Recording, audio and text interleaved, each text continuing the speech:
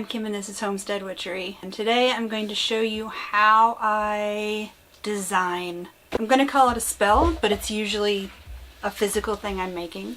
Usually it's intention powder, but right now I'm also making incense because I'm going to start producing altar kits, start selling altar kits in my shop, and I'm going to include incense cones, so I'm making some incense. And I'm doing that by hand. Right now, Ken is printing me off a cone mold, which is going to be helpful. Just a little update on the shop since I'm on this subject. I'm also going to start making candle dressing kits. So I'll send you the candle, a dressing oil, an anointing oil, and herbs to dress it with, and a little blurb on how I would use it and how you can make it yours. Because I don't generally give you specific instructions, wording, anything like that. If you've gotten the home protection kit that I sell in my shop, you already know that while I give you a written explanation of what everything is and why I put it in there, I don't give you the words. I give you some suggested entities you can work with and some of the steps I go through, but I don't tell you what to say. There's no written script for you to say, or I don't even tell you like a recipe. I send you a collection of herbs and ingredients, and then I tell you what those are for, and I let you create your own mix out of those ingredients. The altar kit and the candle dressing will be similar. I'll send you individually packaged herbs and maybe one herb blend, I don't know. But I'll send you a list, I'll send you ingredients, and I'll tell you what those ingredients are for, and then you can create the spell to be your own. Now, the reason I'm making this today is because I don't usually write things down, because I'm almost always making it for myself or for another person, but at that moment it tells me what I'm supposed to put in there. And so everybody's is different. If you've ordered anything, you've gotten some sort of intention powder probably, if you've let me know you're a witch when you make the order. And those are blended when you order them, when I'm getting ready to ship them out. So these are just yours. It's not like anybody else's. I don't write things down until now because I'm trying to make the altar kits consistent. And so I've started a grimoire. And that's what's in here, my incense recipes so far. And I'm going to talk to you about how I create those recipes. The biggest thing that I'm using right now is this, Llewellyn's Complete Book of Correspondences. It's not a recipe book. What it does is it gives you an item, and it tells you what it can be used for. It's kind of like a dictionary for stuff. There is one section that you can look up what your intention is.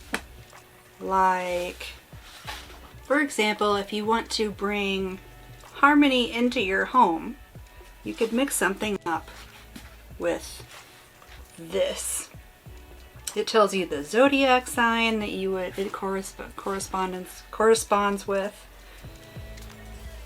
Trees, colors, which tarot card works, plants, gemstones, gods or goddesses, animals that will be useful if you use them in that way.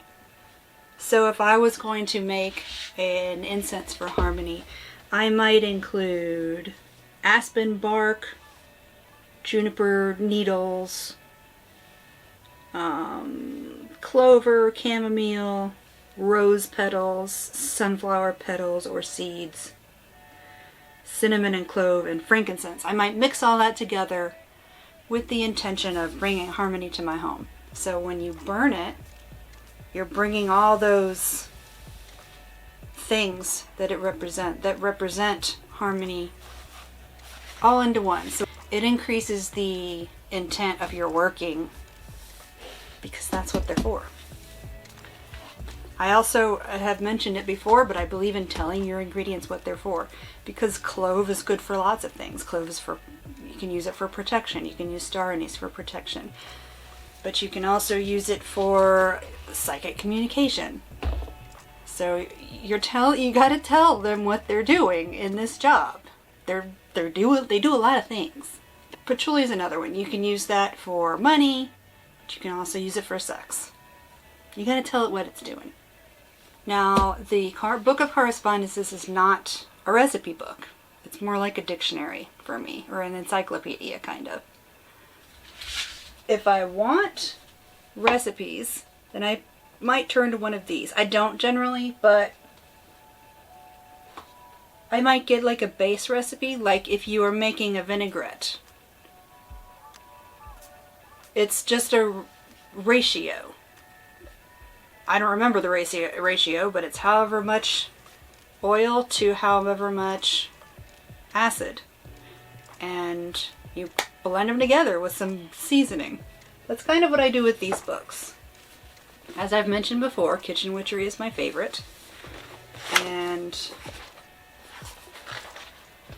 let's see, like here is a recipe for, here we go, good fortune soap. 3 parts vetiver, 3 parts orange, 1 part nutmeg. You mix that in with your soap. I don't know if it's hot or cold process. I don't know how to make soap. I just know some words. But you mix that in. I don't necessarily read this book because it fits my practice. It does have some things that I can pull from, though. I like the ancestor section, the ancestor work that they have in here. It goes in a little bit about ritual, which I do some ritual when I am making these kits. You saw one that I'm blessing my area because I'm doing some work right now. Telling you this stuff for me is part of my work. I also want to be aware of what you're putting in there. Some things are bad for you. Like I wouldn't put mistletoe in incense because I'm not sure how it reacts. And European mistletoe is poisonous. Another way I use the Book of Correspondences is if I feel like I need to be making something, sometimes I just go through my ingredients, I see what I have through my herbs and everything, and I'll see what I have, and then I'll look that up in here to see if there's something I'm supposed to be working on right now, and wait for inspiration to hit, pretty much. I'm going to grab just something random. Okay, found asafoetida yesterday, and I grabbed it because I knew I had seen in here, it was in one of the incense blends that I was making. So I'm going to look it up and see what we can do with it. It's a little bit weird because there's like herbs and then there's plants and they're in different sections, but some of them I think should be in the same section. It's a little bit weird. Okay, this is also known as devil's tongue. It is for assertiveness, to banish, calm, heal, hex. It's used in black magic, protection, purification, the senses, namely smell, and working with spirits. So I'm not doing this right now, but if I were, that would lead me to, okay, spirits. I know what else I can use to work with spirits. I can use mugwort to work with spirits. So let's look up the mugwort. And so you take yourself on this kind of journey. Mugwort, blessings, clairvoyance, consecrate or bless, love, magic. Love, comma, magic. Psychic protection, psychic ability. Spirits, general and is to see them. Visions, witches and witchcraft. What else can we do for witches and witchcraft? So I'm going to leave the ingredient section and I'm going to go to the section where it talks about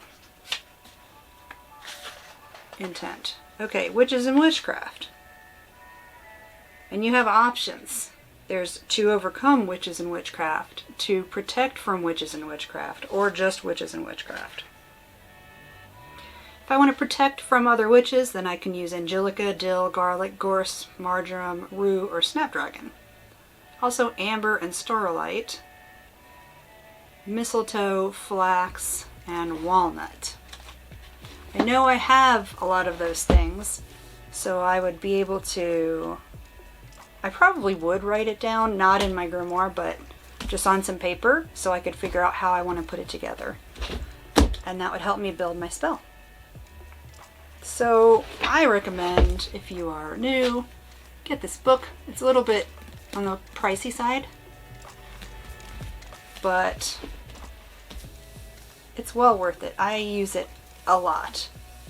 Next week I should be doing an unboxing video of a subscription from Hearth Wisdom Store in Texas. I ordered one specifically for this because it seemed fun. So we'll see how that goes next week. Also, if you're interested in a giveaway and you are interested in one of the kits that I've been talking about, the home protection kit, I will be giving one away today, tomorrow, and the giveaway will last until the 23rd. There's a giveaway loop on Instagram. I will include a link below, and look for this picture that I'm about to show you. Click on that to find out the directions and figure out how to enter, and you could win 8 different prizes from 8 different witchy artisans. So definitely check that out. And that is it. Thanks for watching. I'll see you next week.